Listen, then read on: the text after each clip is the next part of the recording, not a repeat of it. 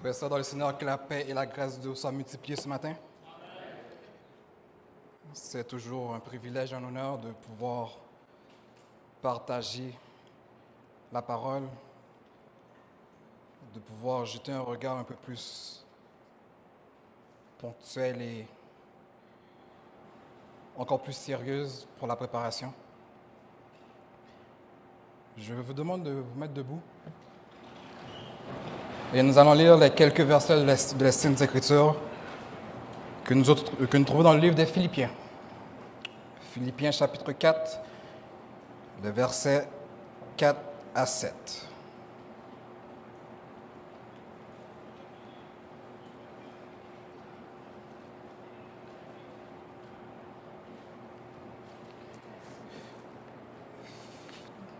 Parfait.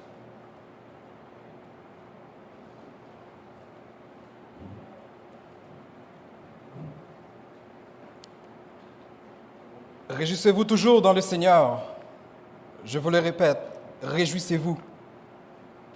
Que votre douceur soit connue de tous les hommes. Le Seigneur est proche. Ne vous inquiétez de rien, mais en toute chose, faites connaître vos besoins à Dieu par des prières et des supplications, avec des actions de grâce. Et la paix de Dieu, qui surpasse toute intelligence, gardera vos cœurs et vos pensées en Jésus-Christ. Amen. Père, je ne suis qu'un instrument entre tes mains. Je ne suis qu'un outil entre tes mains.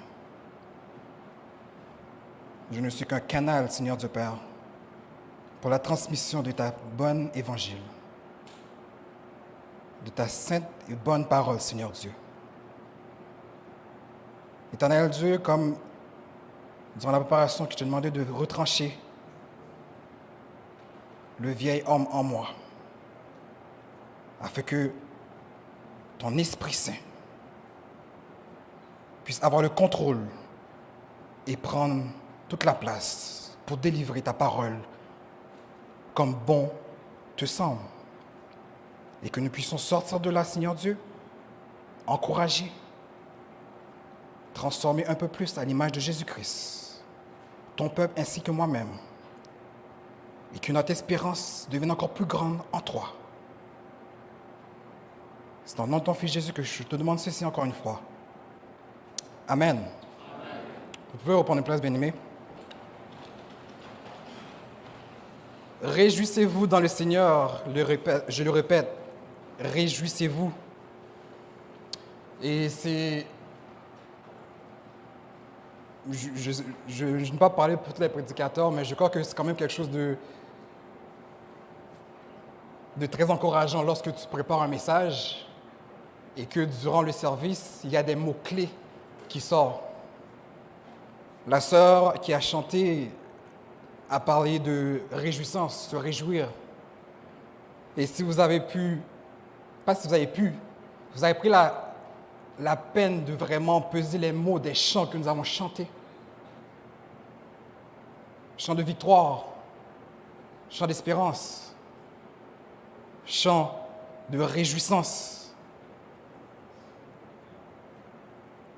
C'est toujours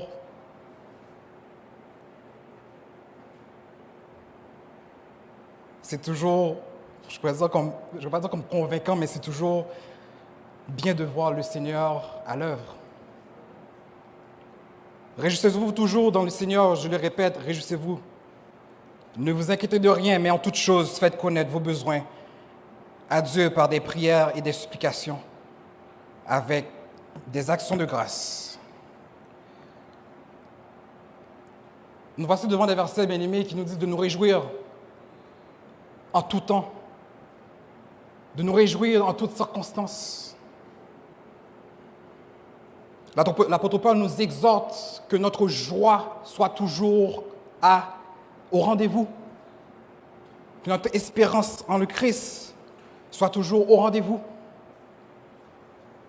Tandis que nous connaissons dans quel monde que nous vivons, dans quelle société que nous vivons, comment, pas juste au Québec, pas juste à Montréal, mais comment la planète entière tourne les choses qui étaient considérées comme bonnes, pieuses et bien, qui changent de nos jours.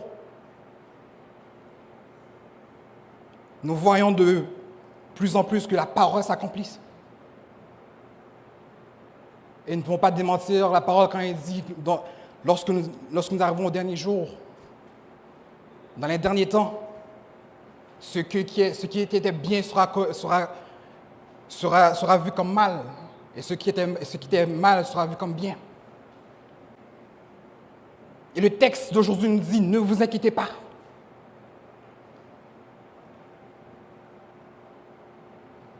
Ne vous inquiétez pas. La famine fait rage, on parle de feux de forêt, réchauffement climatique. Je ne sais pas si vous avez vu, c'est clair que vous avez vu ce matin en venant. J'étais étonné, j'ai ouvert la porte et fumée.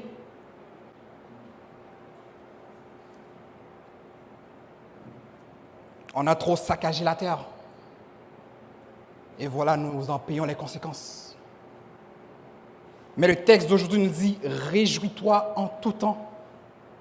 Et la différence, c'est très important, il dit « Dans le Seigneur ». Et pas plus tard que cette semaine, je lisais dans le journal, cette mère qui est tout récemment monoparentale avec 2 enfants. Elle dit qu'elle ne sait pas où est-ce qu'elle va habiter parce qu'il y a une crise de logement. Elle essaie de trouver un logement avant le 1er juillet, la date, je pourrais dire officielle, la date fatidique d'où est-ce qu'il y a tous les déménagements possibles au Québec. Et cette mère-là était en larmes en disant son histoire. Parce qu'elle était avec, son mari ou son conjoint, le texte ne disait pas, et que malheureusement ils se sont séparés, et que maintenant la place qu'elle occupait, la place qu'elle habitait, elle ne peut plus se permettre de payer tous ces frais-là. Et je ne sais pas jusqu'à présent, probablement cette mère-là ne sait même pas où est-ce qu'elle va habiter. Elle cherche des places qui sont plus petites, mais le loyer est quasiment aussi cher que le 5,5 qu'elle occupait.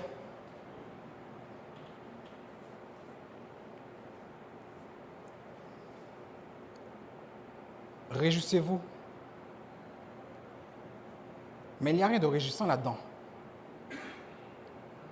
Humainement parlant, il n'y a rien de réjouissant là-dedans. Et c'est là que nous pouvons prendre conscience que nous sommes bénis d'avoir un toit. Des choses que nous prenons pour acquis, nous rentrons, nous sortons de la maison comme si c'est normal.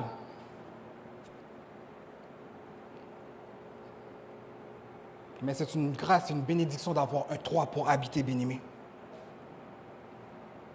D'avoir de l'électricité. La plupart d'entre nous sortons ailleurs. Et nous nous rappelons les moments de blackout, les études en dessous des chandelles, les lampes à gaz. Mais arrivé ici, par la grâce de Dieu, nous avons l'électricité 24/24. Et je me rappelle qu'on avait eu le verglas. Panique! Panique, bien-aimé. Pas d'électricité pendant 2, 3, il y en a d'autres, 5 jours. Par chez nous, je crois qu'on avait manqué peut-être 3 jours d'électricité. C'est lorsqu'on perd quelque chose qu'on remarque que la chose était importante. Que la chose, ce n'est pas une chose acquise. Qu'on jouissait de quelque chose qu'on n'accordait même pas d'importance. Mais par contre, on se plaint de la facture d'Hydro-Québec quand ça arrive. Des nations qui se lèvent contre d'autres nations. Ce sentiment d'insécurité qui s'installe tranquillement un peu partout. Le coût de la vie qui monte en flèche. L'inflation qui cesse de grimper. Ça descend, ça monte. mais les salaires qui ne suivent pas pour la majorité des personnes. Les jeunes qui développent des maladies graves de plus en plus tôt. Ou l'état spirituel de certaines églises. Dans un monde pareil, est-ce facile de se réjouir? Est-ce facile de ne pas s'inquiéter? Est-ce facile de regarder ce texte-là et dire « Oui Seigneur, je vais me réjouir en toutes circonstances. » Ça ne l'est pas. Avec notre propre force, on ne pourra pas y arriver. Mais nous avons un consolateur qui habite en nous, le Saint-Esprit, qui nous permet, malgré les tribulations, nous pouvons dire « Je me réjouis, même s'il me manque quelque chose, car mon espérance est dans le Seigneur. Et le Seigneur qui me connaît mes besoins, saura prendre soin de moi. »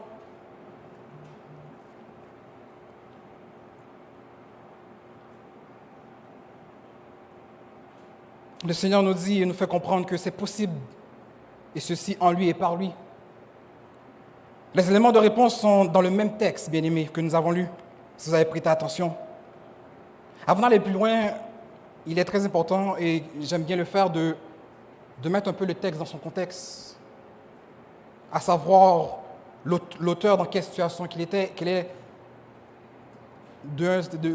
c'est quoi le but du texte, le but de l'épître aux Philippiens. Selon la recherche et les choses qui ont été trouvées, l'apôtre Paul était emprisonné, probablement à Rome, qu'ils disent. Cet homme était emprisonné et il nous dit « Réjouissez-vous ». Il nous exhorte à nous réjouir. En ce qui a trait à l'église de Philippe, il n'y avait pas tant de problèmes majeurs pour considérer cette lettre comme une réponse principalement axée sur des lourdes difficultés de cette assemblée. Au contraire, cette épître est majoritairement empreinte d'amour, de compassion, d'encouragement, de rappel, de renforcement positif et d'exhortation à persévérer dans la bonne marche avec le Seigneur. Et le thème qui a pu être dégagé à travers l'épître des Philippiens est la joie de vivre pour Jésus. La joie de vivre pour Jésus.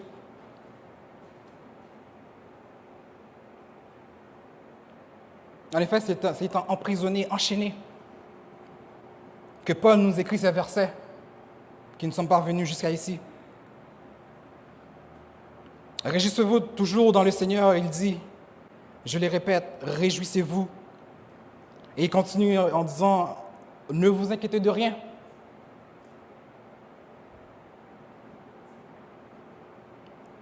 Et en y pensant bien, je me suis dit, mais quelle force qu'il a eue, quelle force qu'il a.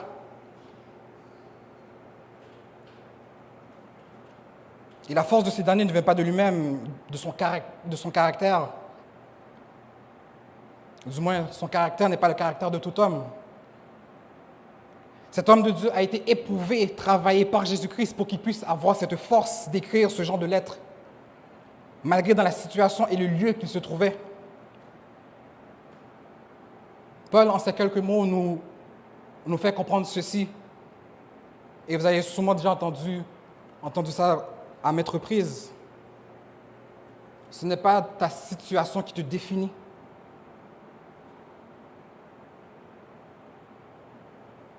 Mais c'est qu'est-ce que tu fais dans ta situation qui te définit.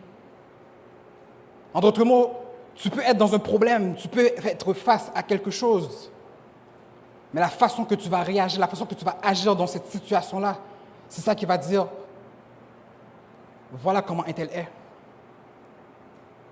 Et nous voyons dans ce texte que Paul ne s'est pas laissé limiter par la prison, ne s'est pas fait limiter par les chaînes pour nous écrire dans cette épître,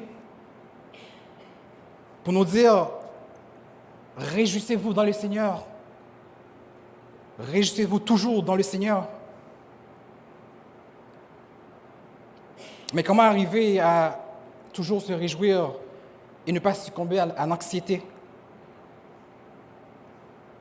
La réponse est là. Il dit dans le verset 6, B, « Mais en toute chose, faites connaître vos besoins à Dieu. Par quoi? Par des prières et des supplications, avec des actions de grâce. » Avec des actions de grâce. En effet, la prière pour le chrétien est une passerelle, un canal, un moyen pour nous de respirer. Et je suis sûr que ce n'est pas la première fois que vous entendez ça. Mais il est toujours bon de se faire redire les choses du Seigneur. Ce n'est pas une analogie qui est inconnue, que vous êtes inconnu. Prier Dieu nous permet de se rapprocher de lui, de développer notre relation avec lui, de connaître qui il est réellement et ce qu'il attend de nous. Plus notre intimité s'accroît avec le Seigneur, plus on est porté à se confier à lui et à se décharger davantage sur lui. Et l'une des choses qui se produit lorsque nous nous appuyons sur le Seigneur de jour en jour, lorsque nous prenons le temps de prier de plus en plus, l'une des choses qui se produit, c'est l'espérance. Et je m'explique. On ne peut pas espérer en quelqu'un qu'on ne connaît pas. On ne peut pas prier sans cesse à quelqu'un qu'on ne peut pas faire confiance.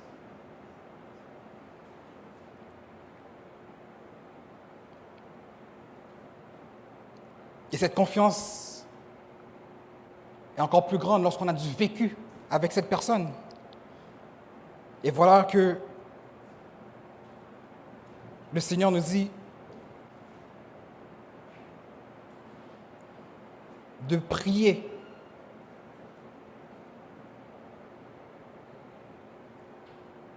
De prier. De remettre à lui ses inquiétudes, de nos inquiétudes, excusez-moi, par des prières et par des supplications, avec action de grâce. Nous avons cette espérance en déchargeant sur lui nos sourcils, nos inquiétudes et nos problèmes, que le Dieu qui a délivré Israël des mains de Pharaon est tout aussi capable de nous délivrer aujourd'hui. Bien-aimé, Paul avait compris le Seigneur et eu confiance lorsque le Christ dit en Matthieu 11, verset 28, « Venez à moi, vous tous qui êtes fatigués et chargés, et je vous donnerai du repos. » Paul a attiré sa force dans ses paroles. Paul a tiré sa force dans cet encouragement. Et il a eu le réflexe de se tourner vers son Rédempteur. Et c'est ce réflexe-là que, bien aimé, que nous devons toujours avoir dans les situations, peu importe à quoi nous faisons face. Ce réflexe de nous tourner vers Jésus. Ce réflexe de nous mettre à genoux. Ce réflexe de rentrer dans le lieu secret. Ce réflexe de gémir, de prier sans cesse.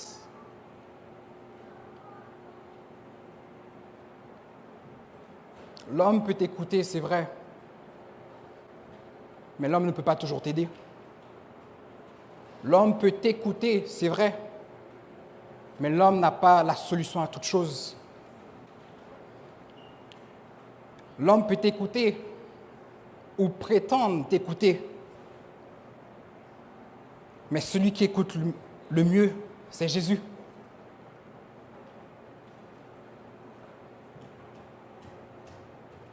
Le fait que Jésus lui a donné le repos, bien-aimé,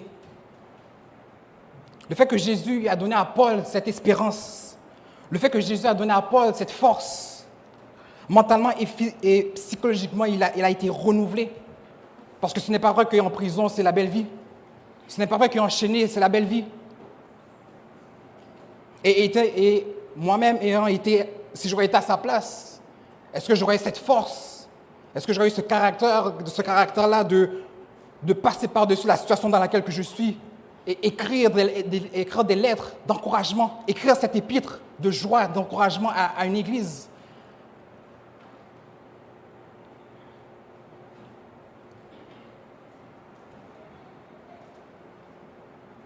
C'est à ça que nous devons tendre. Il fut emprisonné, mais l'Éternel avait affranchi son esprit.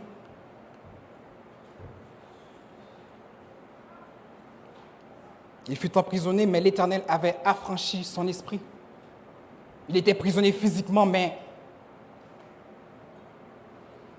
mentalement, il était libre. Mentalement, il était libre comme l'air. Peuple de Dieu, amis, visiteurs et internautes, je ne sais pas ce que tu traverses en ce moment. Je ne sais pas c'est quoi ton calvaire du moment, ce qui enlève ta paix. Mais n'abandonne pas ta relation avec Jésus.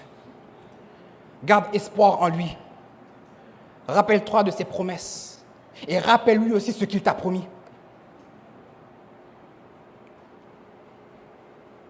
Rappelle-toi et rappelle-lui ce qu'il t'a promis. Dans tes prières, ne cesse de prier au Seigneur. Mais il est important de croire. Il est important de croire en lui.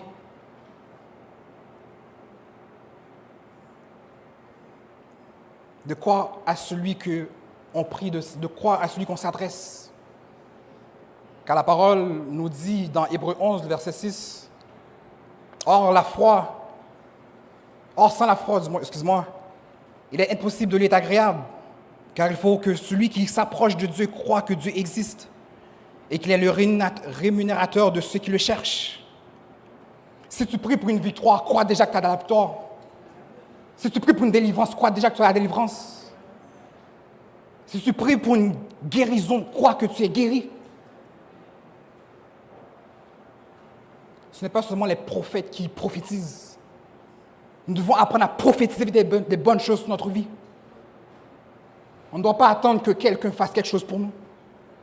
On n'est plus dans le temps où est-ce que, avant, dans l'Église catholique, c'est le prêtre qui faisait toutes choses et le peuple était en silence le plus souvent. Non. Non. Tu as une bouche pour parler, parle. Tu as des oreilles pour entendre, entends. Tu as des mains pour toucher, pour agir, pour confectionner, fais. Fais ce que le Seigneur te demande.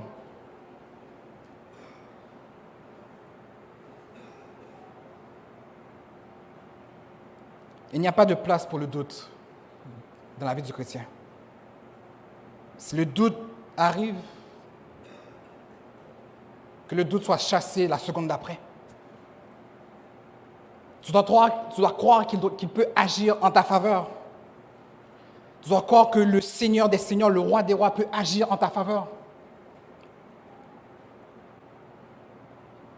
Cependant, il est très important de ne jamais oublier que Dieu est souverain. Dieu est souverain et je m'explique. Oui, c'est vrai, tu déclares des bonnes choses sur ta vie. Oui, c'est vrai, quand tu pries pour une délivrance, tu pries pour une victoire, tu crois déjà que tu es victorieux. Mais l'agenda de Dieu n'est pas ton agenda, n'est pas mon agenda. Ce n'est pas une machine distributrice qu'on met 25 sous, 50 sous et puis le produit sort, la bénédiction tombe du ciel. Non, il faut comprendre cela. On doit prier avec ferveur, oui, c'est vrai. On doit croire en notre prière, on doit croire en le Seigneur. Mais souvenons-nous que Dieu est souverain. Il décide quand il agit. Il décide quand il va te délivrer. Il décide quand il va te guérir. Il décide quand tu vas à la promotion. Tu dois mettre les efforts, c'est vrai. Parce que la parole n'est pas là pour remplacer tes efforts. La parole est là pour t'appuyer, pour te corriger, pour te élever, pour te permettre d'aller plus loin. Mais tu as ton effort aussi à faire. Croire, mais se rappeler que Dieu est souverain. Il accorde grâce et bénédiction en son temps. Et toujours se rappeler que ce n'est pas toujours de la manière que nous voulons être bénis que le Seigneur te bénit. Il peut le faire, et il le fait des fois. mais apprenons à voir la façon que Dieu bénit dans sa réponse. Des fois, nous restons là, j'ai demandé telle chose, telle chose, telle chose. Mais le Seigneur ne m'a pas répondu parce qu'on est tellement bloqué, coincé. Vous voyez les chevaux, ils ont deux choses comme ça qui leur permet qu'ils ne soient pas distraits par ce qui se passe autour. Ils ont une vision droite. Des fois, en tant que chrétiens, nous agissons comme ça. Nous ne prenons pas le temps de regarder, c'est vrai, j'ai demandé pour telle chose, telle chose, telle chose. J'espérais que la chose se passe comme ça, comme ça. Mais le Seigneur t'a déjà répondu d'une façon, mais qu'on est tellement concentré sur la façon même que nous voulons être bénis, que nous manquons la bénédiction du Seigneur et nous manquons notre temps de reconnaissance pour dire au Seigneur, merci. Tu as répondu à ma prière, pas comme je l'ai voulu, mais comme toi tu l'as voulu, mais en toute chose, j'ai été béni.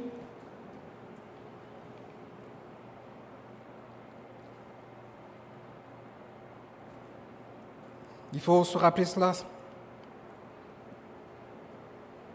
La Bible nous rapporte cette histoire dans Actes 12 que nous connaissons très bien. Et je fais le lien par rapport à ce passage-là pour dire que lorsque nous prions, nous devons croire. Nous devons croire dans le Seigneur, nous devons croire qu'il peut. Je fais ce parallèle-là avec ça parce que c'est une histoire que nous connaissons, Acte 12. Et je demanderai à la régie de mettre, s'il vous plaît, Acte 12, merci. Les versets 1 à 17 que je vais lire pour vous. Vers le même temps, le roi Hérode se mit à maltraiter quelques membres de l'Église et il fit mourir par l'épée Jacques, frère de Jean. Voyant que cela était agréable aux Juifs, il fit encore arrêter Pierre. C'était pendant les jours des pains sans levain. Après l'avoir saisi et jeté en prison, il le mit sous la garde de 4 escouades de 4 soldats chacune, avec l'intention de le faire comparaître devant le peuple après la Pâque. Pierre donc était gardé dans la prison et l'Église ne cessait d'adresser pour lui des prières. Très important. L'Église ne cessait d'adresser pour lui des prières à Dieu. La nuit qui précéda le jour où Hérode allait le faire comparaître, Pierre, lié de 2 chaînes, dormait entre 2 soldats. Pierre dormait, oui. Il dormait entre de 4 escouades, 4 soldats enchaînés, il dormait.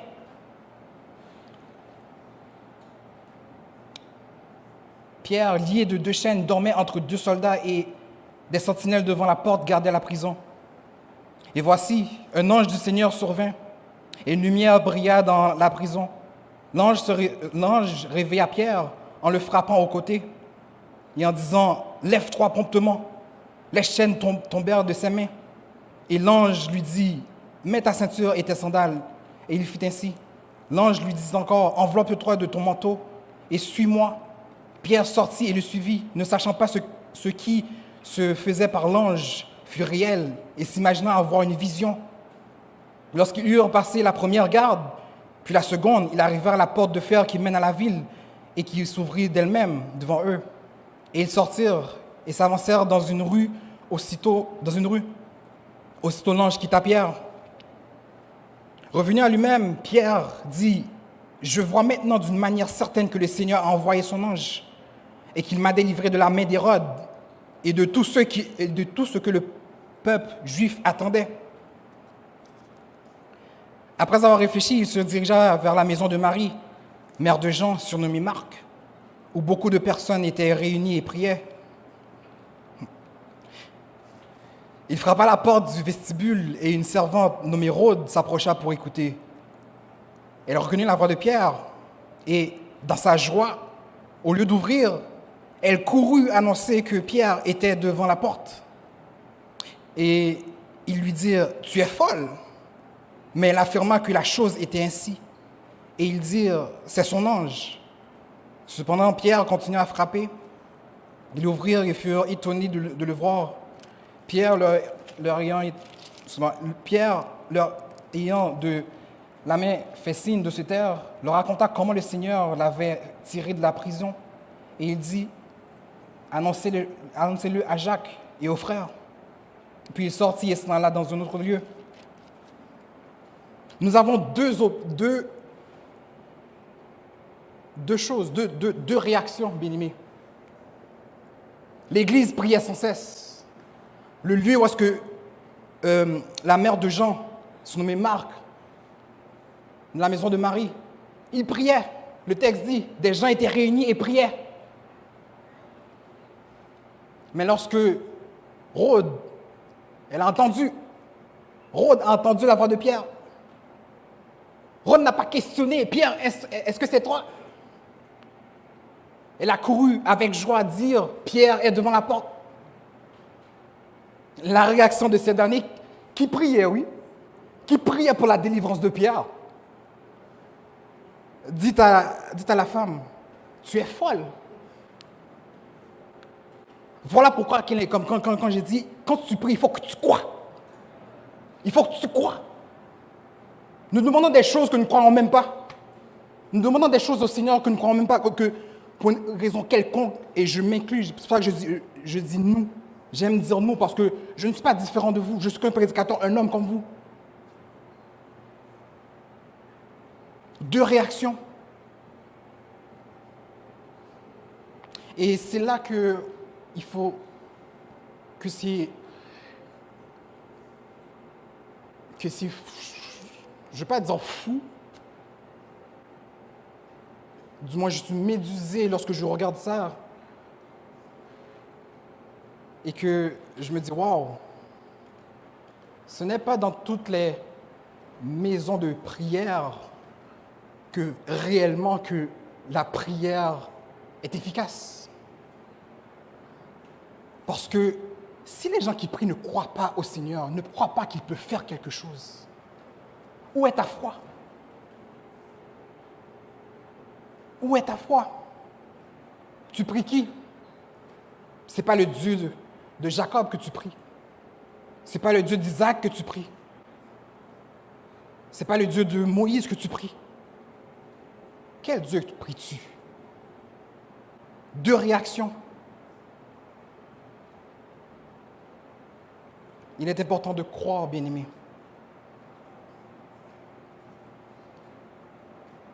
Si tu ne crois pas, comment peux-tu espérer avoir de l'espérance? Comment peux-tu avoir le produit de la prière, le produit de la proximité avec Dieu, qui est l'espérance? L'espérance d'un jour meilleur. L'espérance que le Seigneur va faire quelque chose dans ta situation.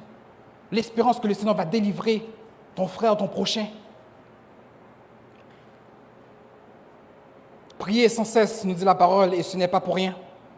Pourquoi? Parce que la parole encore elle-même déclare dans Jacques 5, la prière fervente du juste a une grande efficace. Nous aimons répéter ces mots-là. Mais croyons-nous en ces mots-là? Et ce n'est même pas de dire juste de croire en ces mots-là. Parce que celui qui a permis à ces gens d'écrire ces mots-là, c'est Dieu lui-même.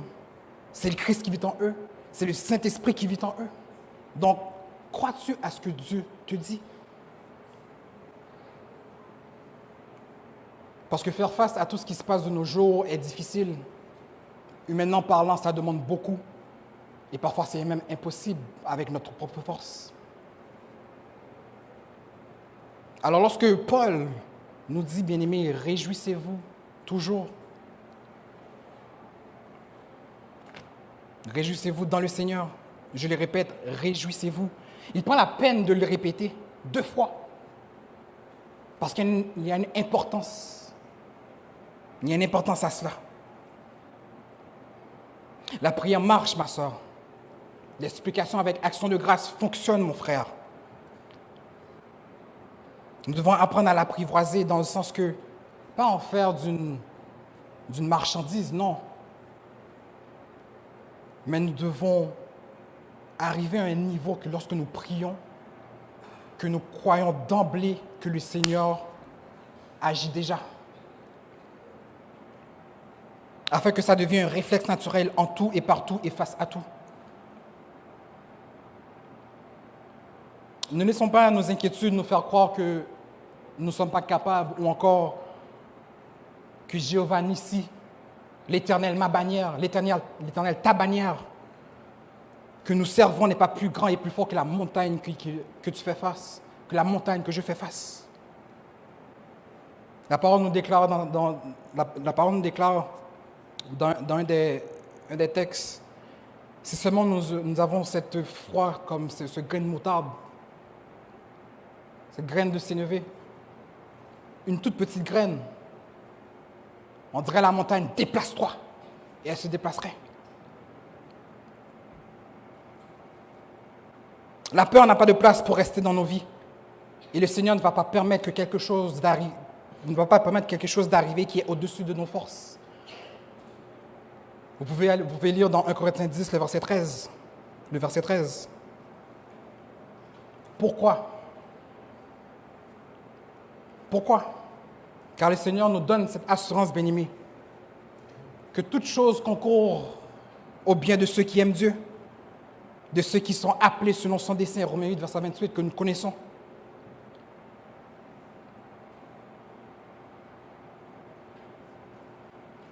Priez sans cesse. Priez dans toute occasion, nous dit la parole. C'est vrai que les choses ne sont pas toujours faciles. C'est vrai que quand on regarde qu'est-ce qui se passe autour de nous, ça peut être inquiétant. C'est inquiétant. Mais le Seigneur nous dit, ne vous inquiétez de rien. Paul aurait pu se taire dans cette prison. Paul aurait pu se croiser les bras, excuse-moi. Il aurait pu dire, bon, Seigneur, moi, je ne voulais pas te servir en prison, Seigneur. Mon mandat, c'est d'évangéliser. Mon mandat, c'est de prêcher la bonne nouvelle. Mais il n'y a pas de place spécifique pour évangéliser. Toute bonne occasion est bon pour évangéliser. Le lieu ne doit pas t'empêcher d'évangéliser. On est appelé à parler avec discernement, bien entendu. On ne va pas harceler les gens. Je ne vous envoie pas harceler les gens. Non. Mais lorsqu'une occasion se présente pour prêcher la bonne nouvelle, nous avons ce mandat-là. Et c'est ça que Paul nous montre. Il était enchaîné. Il était en prison. Et encore plus étonnant, c'est que ils l'ont mis en prison. Ils croyaient que ça allait l'arrêter. Et probablement que Paul a fait la demande d'avoir un papier et comme un crayon quelconque dans le temps. Il croyait que mettant Paul en prison, il allait arrêter d'évangéliser. Ça allait mettre un frein complet dans son ministère. Mais il n'avait pas vu plus loin que ça. Il faut penser à l'extérieur de la boîte. Une façon ne fonctionne pas. Pour évangéliser, on essaie quelque chose. Une façon conventionnelle ne fonctionne pas, on essaie une autre façon.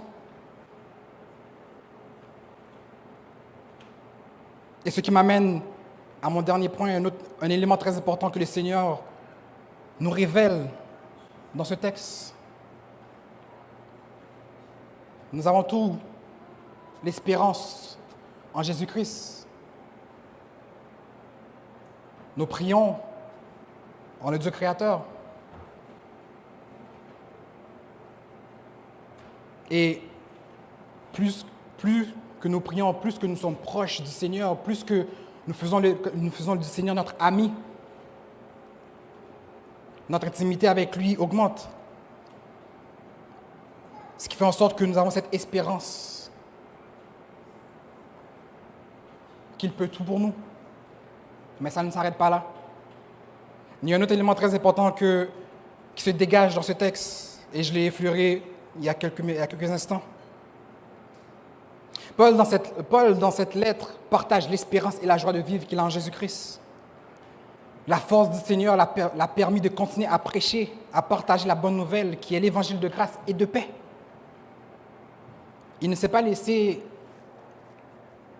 Paul ne s'est pas laissé conformer par la situation d'emprisonnement.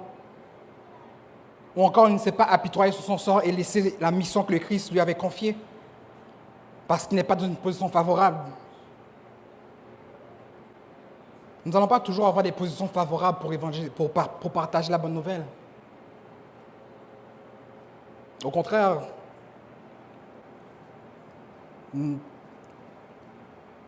dans le monde que nous vivons en ce moment,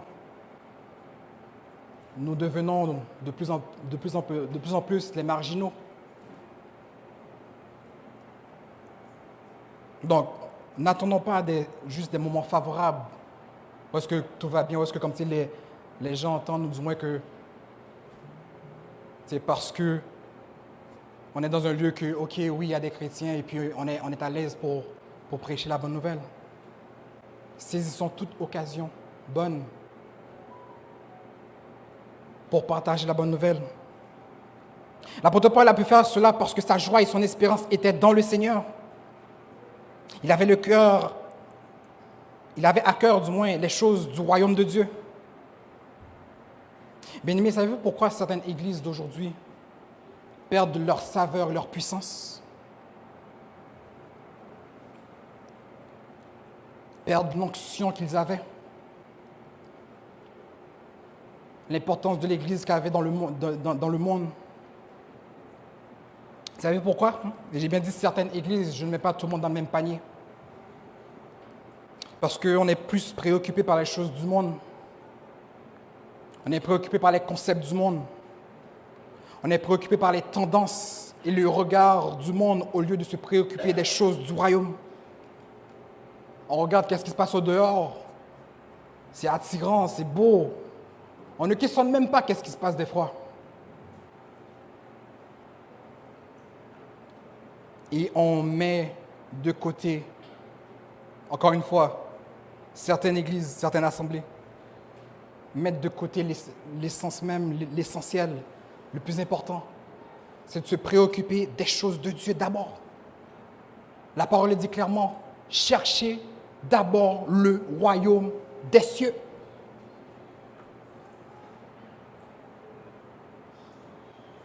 Ce n'est pas l'Église qui va vers le monde, mais c'est le monde qui rentre dans l'Église. C'est problématique. Le monde a déjà leurs problèmes, le monde a déjà leurs soucis, et tout ça. Et au lieu que c'est l'effet de l'Église qui va vers eux, c'est l'effet du monde qui rentre dans l'Église. Comment peut-on donner cette espérance-là si on ne bloque pas ça? Si on ne change pas la manière de faire, si on ne revient pas à la source, à la base.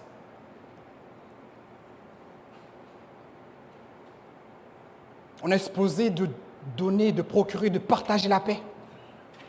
Lorsque l'influence du monde rentre, ce n'est pas la paix qui rentre dans l'Église. Et le diable le sait, Satan le sait. Qu'est-ce qui arrive?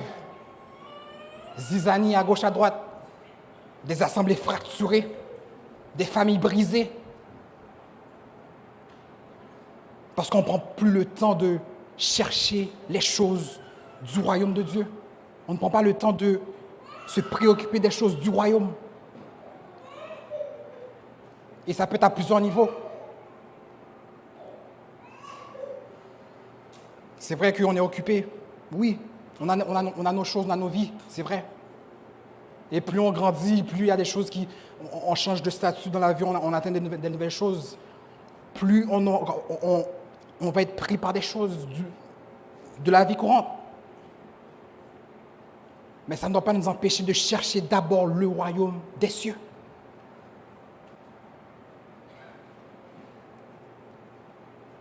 La jeunesse. N'oublie pas qui tu représentes sur cette terre. mon équipe au Jubé, n'oublie pas qui tu représentes sur cette terre. Tes amis ne te disent peut-être rien, mais ils savent ou sont supposés de savoir qui tu représentes sur cette terre. Tandis qu'ils sont tourmentés et dans les ténèbres. Et toi, peut-être, tu agis de la même façon qu'eux. Tu parles de la même façon qu'eux. Tu réfléchis de la même façon qu'eux.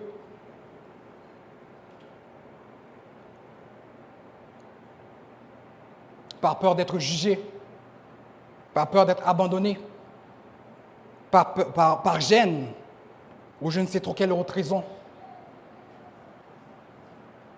N'oublie pas qui tu représentes sur cette terre, la jeunesse. Et ça s'applique à tous. C'est un culte jeunesse, je mets l'accent sur la jeunesse. Parce que, bien aimé, les choses que vous qui êtes adultes, comme on dit en créole, nous-mêmes, c'est allez nous braler. Les difficultés, les choses que vous avez fait face lorsque vous étiez plus jeune, c'est tout un autre monde aujourd'hui. Ce que vos jeunes subissent, ce que vos jeunes font face, c'est à un autre niveau. Si parents, vous avez l'habitude de, et je veux le croire que vous avez l'habitude de prier pour vos jeunes, continuez et redoublez d'efforts. Parce que ce qui se passe dans les rues, ce qui se passe à l'école, on parle souvent d'école privée. Bon, école, oui, c'est vrai, il y a la bonne éducation et tout ça, mais l'école privée, pas puis bon passer ça. Des choses qui se passent dans les écoles privées, bien aimé, des histoires que la direction doit passer avec, doit engager des personnes à passer avec des chiens. Vous comprenez qu'est-ce que je dis? Passer avec des chiens autour des casiers. Vous comprenez qu'est-ce que je dis? Je viens de rester ferme dans le Seigneur. Ne suis pas la tendance du monde. Si tu as peur de ne pas être cool, mais dis-toi que dans le ciel, être cool ici n'équivaut pas à ta place dans le ciel.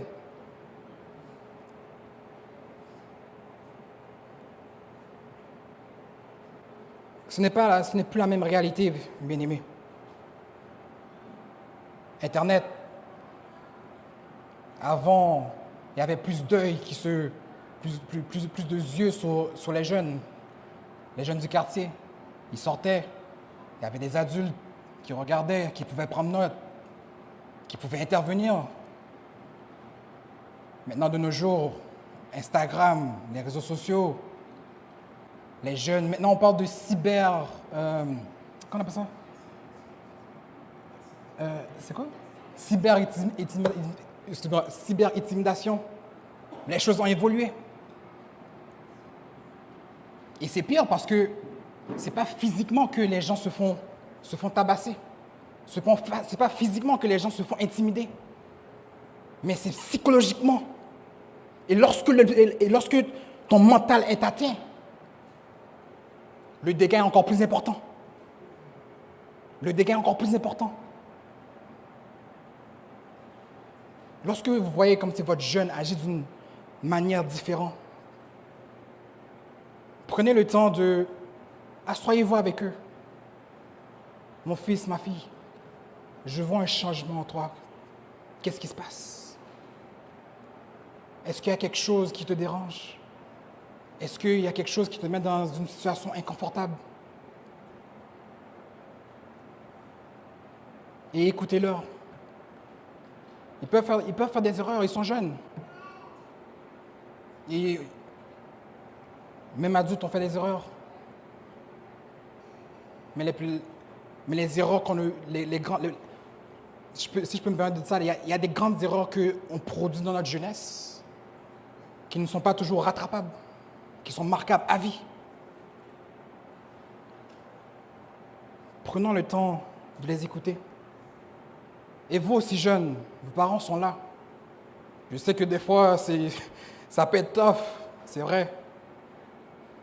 Nous connaissons l'éducation en tant qu'enfant de parents haïtiens, c'est vrai. mais nous sommes appelés à évoluer. Les choses changent. Si la place est créée pour qu'on puisse discuter, discutons.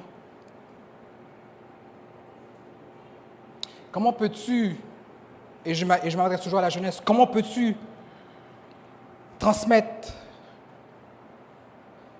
et donner le goût de connaître la paix, la joie, l'amour et le salut de Jésus-Christ si tu baignes dans les mêmes mœurs que tes amis?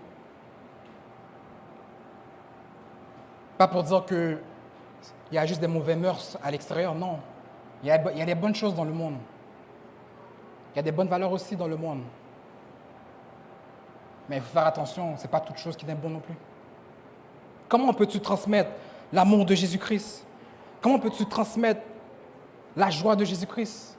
Comment peux-tu transmettre cette espérance en Jésus-Christ si tu n'assumes pas pleinement ton identité comme enfant de Dieu? Si tu n'assumes pas pleinement ton identité comme enfant de Dieu?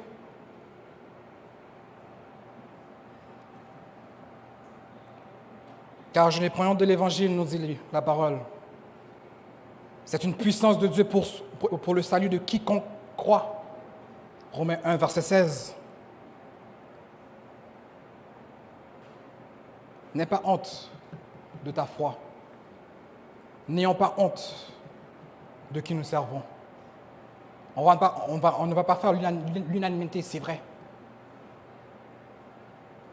Mais souvenons-nous que le Seigneur nous dit, si tu me rejettes devant les hommes, je vais te rejeter devant mon Père. Les choses sont dites, la parole est claire. Nous avons tous cette responsabilité de pratiquer et de partager cet évangile de grâce à tous. De faire connaître cette espérance en Jésus-Christ. Encore une fois, je me répète, je ne dis pas d'aller harceler les gens. Mais à qui veut bien écouter, prêcher, partager, témoigner. Aussi, n'oublions pas nos frères ou nos sœurs déjà en Jésus-Christ. Car nous aussi, nous avons besoin d'un boost par moment. Nous avons besoin d'une tape dans le dos pour dire, mon frère, ma soeur, je ne sais pas qu'est-ce que tu traverses, mais le Seigneur est bon. Prends courage. Car la vie n'est pas toujours rose. Réjouissez-vous toujours dans le Seigneur. Je les répète, réjouissez-vous. Ne vous inquiétez de rien, mais en toute chose, faites connaître vos besoins à Dieu par des prières et des supplications avec des actions de grâce. Quand tu te sens parfois découragé, dis-toi ceci. Pourquoi t'as battu mon âme et gémis-tu au-dedans de moi?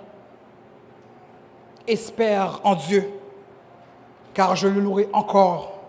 Il est mon salut et mon Dieu. Que Dieu vous bénisse.